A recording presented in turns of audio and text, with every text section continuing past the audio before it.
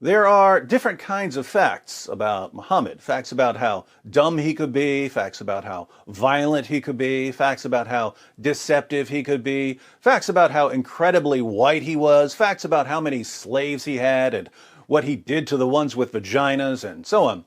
But right now, you're going to learn my top 5 most disgusting facts about Muhammad. These are things that make you go... Things that make you go...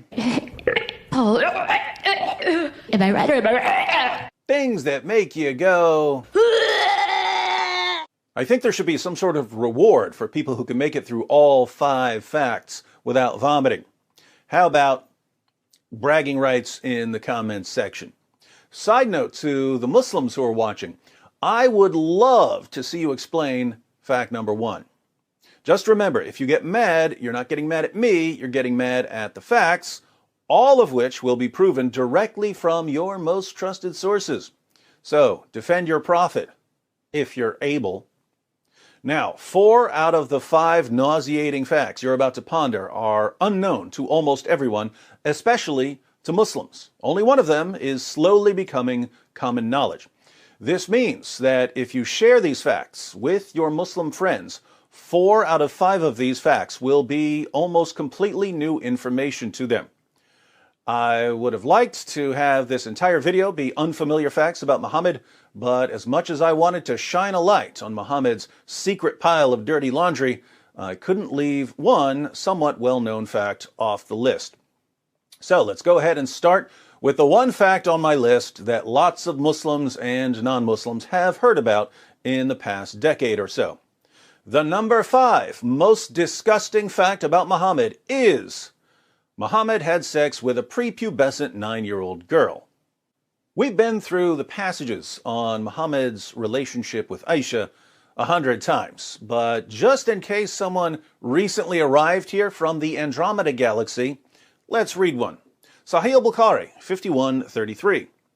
Narrated Aisha that the Prophet wrote the marriage contract with her when she was 6 years old, and he consummated his marriage when she was 9 years old, and then she remained with him for 9 years, i.e. till his death.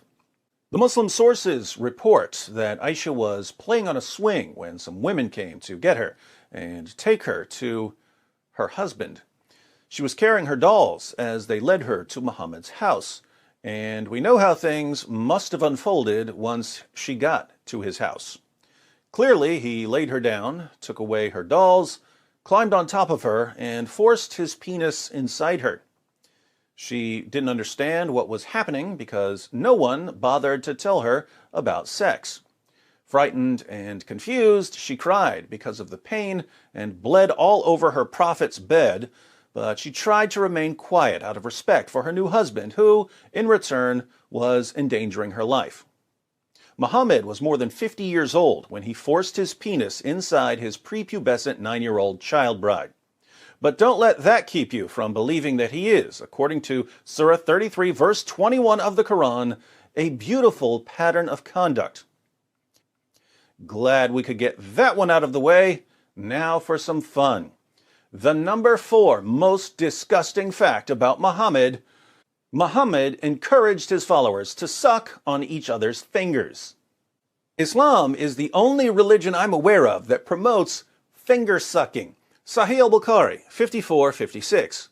Narrated Ibn Abbas, the Prophet said, "When you eat, do not wipe your hands till you have licked it or had it licked by somebody else."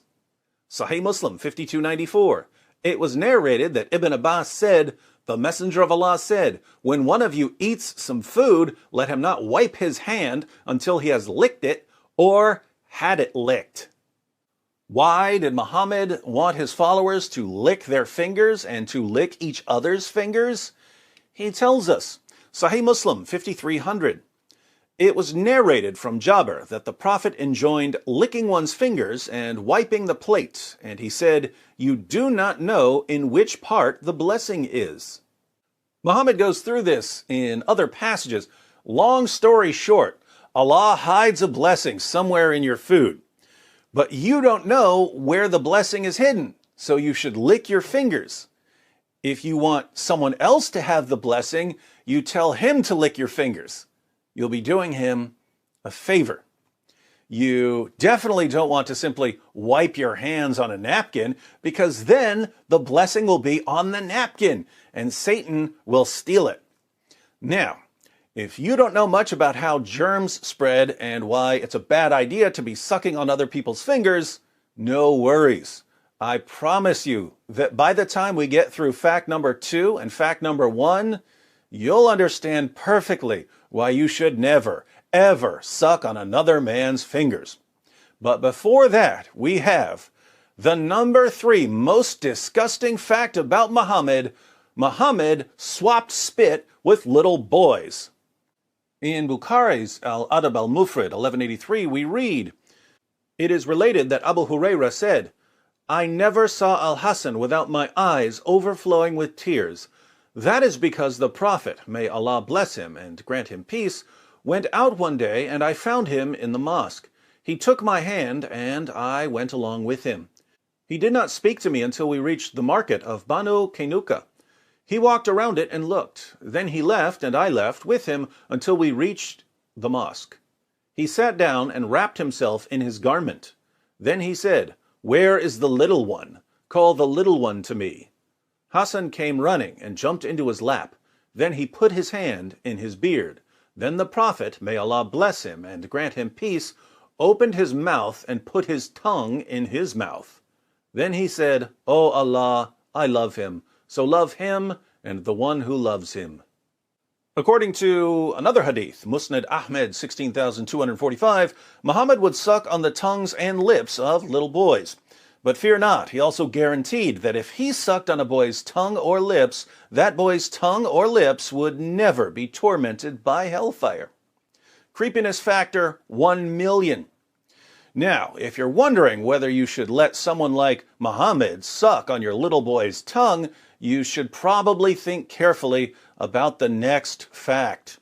The number 2 most disgusting fact about Muhammad: Muhammad would have sex with 9 women and girls, but only take 1 bath. Sahih al-Bukhari 5068. Narrated Anas, the Prophet used to go round, have sexual relations with all his wives in one night, and he had 9 wives. Sahih al-Bukhari 5215. Narrated Anas bin Malik, the Prophet used to pass by, have sexual relation with all his wives in one night, and at that time he had 9 wives. So we're clear on the sex with 9 women and girls part, but check out the chapter heading of this hadith.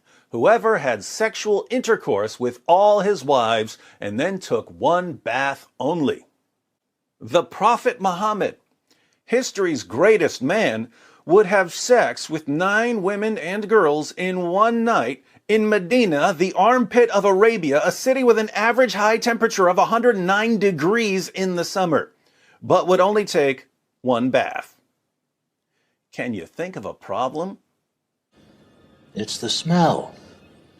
Back to an earlier point, let me ask the Muslims here. Suppose you were a companion of Muhammad. Think about being in this scenario. One day, your prophet is having one of his sexathons, but he needs a little energy boost between wife number 5 and wife number 6. So he runs to the nearest food stand for some fresh hummus. Keep in mind, he's not taking a bath until he finishes all 9 rounds. He starts dipping some pita bread in hummus, but he gets hummus all over his fingers. He turns to you and says, I'd like to give you a blessing. Lick my fingers clean. what do you do? Before you answer, there's one more fact on our list. The number one most disgusting fact about Muhammad: Muhammad was constantly covered in semen. Yeah, I said it. But don't trust me, trust his child bride, Aisha. Sahih al-Bukhari 232, narrated Aisha, I used to wash the semen off the clothes of the Prophet, and even then I used to notice one or more spots on them. Sahih Muslim 669, it was narrated that Aisha said concerning semen, I used to scratch it from the garment of the Messenger of Allah. Sunan Ibn Majah 537, it was narrated that Aisha said, I often scraped it, semen, from the garment of the Messenger of Allah with my hand. Aisha, the semen-scraping prepubescent child bride. In Islam, she's called the mother of the faithful. Sahih al-Bukhari 230. Narrated Sulaiman bin Yasser, I asked Aisha about the clothes soiled with semen. She replied, I used to wash it off the clothes of Allah's messenger, and he would go for the salat, prayer, while water spots were still visible. Muslims of the world, why was your prophet always covered in semen? Let me give you the benefit of the doubt and assume that it was his semen. Why was your prophet always covered in his own semen? Masturbation wasn't allowed, so that wasn't the source of the semen. Coitus interruptus was frowned upon, meaning that he wasn't allowed to pull out of his wives or sex slaves. So where was all of this semen coming from? The most charitable conclusion here, if I'm being very, very generous, is that Muhammad must have used his garment, even the garment he would wear to the mosque, as a rag to wipe off his prophet penis after having sex. That's the nicest conclusion I can draw. Trust me, the other conclusions I can draw are much, much worse. Being as charitable as possible, because I'm a charitable kind of guy, I can only conclude that your prophet would have sex with 9 women and girls in a single night, use his own clothes to wipe off his private parts and possibly his wife's private parts after each round, take 1 bath after the entire 9 rounds, and not wash his clothes. Then he would put his clothes on and get ready to head to the mosque. And Aisha, the semen-scratching child bride, would see the semen stains all over him, so she would stop him and try to scratch off or wash off as much as she could. Muhammad would then go to the mosque with wet spots still visible on his clothes. Would you want to be around this guy? Would you want to give him a hug and have his clothes pressing up against yours? Would you want to suck on his fingers? Would you want to suck his fingers clean after lunch? Would you want him sucking on your toddler's tongue? Would you want him marrying your prepubescent daughter? Have you ever met anyone in your entire life who was filthier and more disgusting than Prophet Muhammad? If you're feeling a little nauseous right now, I've got a trick that will make you feel better in just a moment. But before Dr. Wood cures your nausea, be sure to subscribe and click the bell for notifications. I'm not on Facebook or Twitter, so please share this video on other platforms.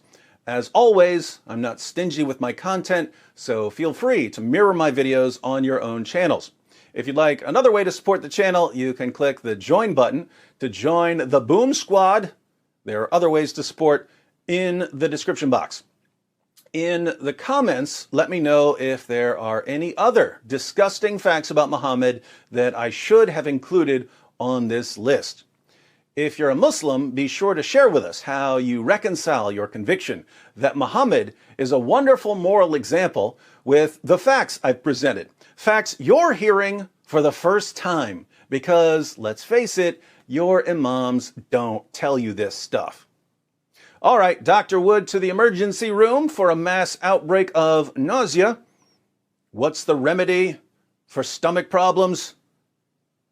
Everyone who's been following my channel, all together now. camel urine. Muhammad's miracle magic cure-all for stomach ills was camel pee.